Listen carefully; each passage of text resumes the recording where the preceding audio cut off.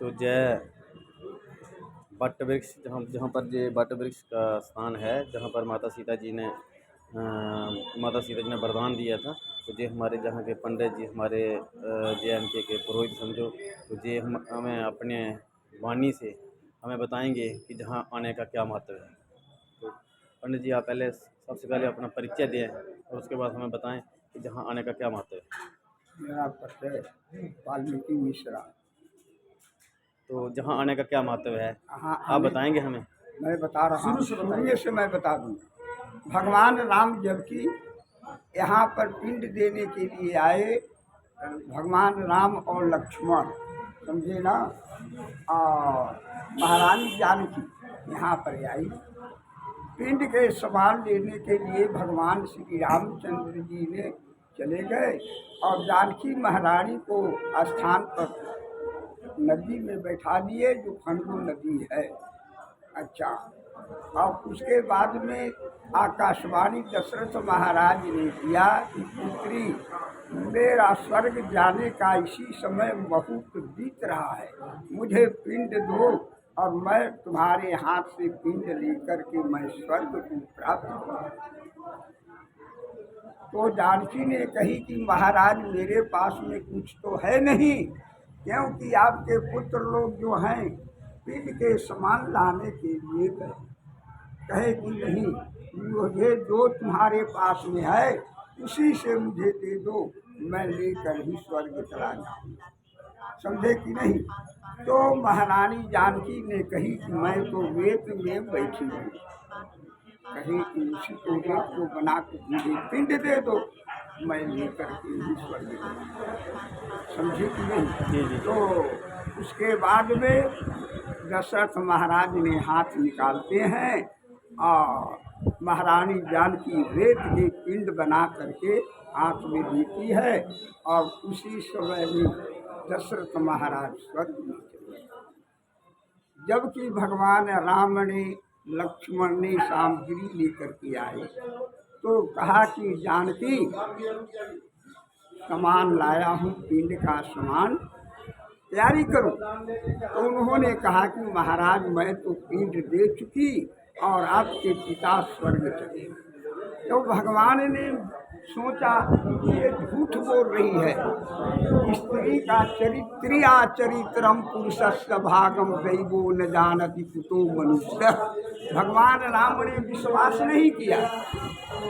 पूछे कि साक्षी कौन है, तो ब्राह्मण, गौ, फल्गु, तुलसी, अक्षय वट, ये लोग से पहले ब्राह्मण को बुला करके आ गया। तो ब्राह्मण से पूछे कि क्या पंडित जी महाराज, आप बतावे जानकी ने पिंड दी है। तो बताते हैं कि भगवान तो, ब्राह्मण तो लोग ही होते हैं, सोचे कि जानकी जो मुझे पिंड दी है रेत का, तो कुछ मिला नहीं है।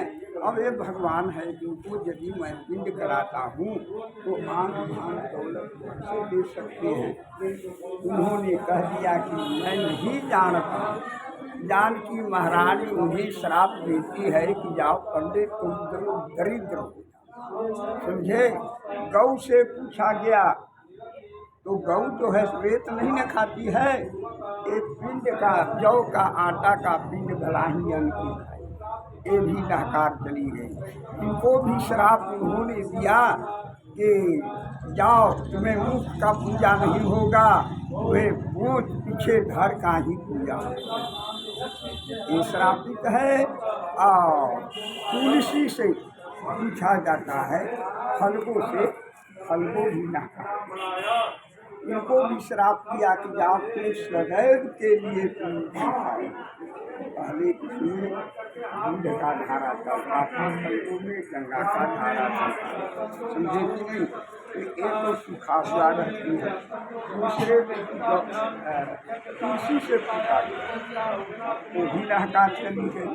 उनको भी श्राप दी तुलसी को, जो आप तुलसी चढ़ा रहे, जाओ तुम जहीं की कहीं गंदे जगह पर भी जम जाओगी, भूल जनोगे पर। जम जाएगा। श्राप दिए, यही अक्षय वट है। इनसे पूछा गया भगवान राम के सामने, उन्होंने कहा कि हाँ महारानी जानकी ने पिंड दी है। महारानी जानकी ने खुश होकर और कहा कि जब तक सूर्य रहेगा, जब तक पृथ्वी अचल रहेगा, तब तुम अचल रहोगी। यदि तुमने सूर्य भी जाएगा डांटता तो रात भर में हरा भरा हो जाएगा। फिर सभी जो है से कि जानकी के चरण पर मेरा ब्राह्मण को आशीर्वाद दिया कि तुम लोग यहाँ कर्मकांड कराओगे, पिंड कराओगे, परिवार का परवरिश होगा। अच्छा, गौ माता को जो श्राप दिए कि और आशीर्वाद दिए कि कुछ का पूजा हो। और फलों को भी कहा कि धार भीतर में रहेगा, जिसको पिंड देना है तो इतने गहरे छान देता है, और उनमें जल भीतर में जल रहेगा, धारा रहेगा, तो भीतर में ही फलों में जल रहा है।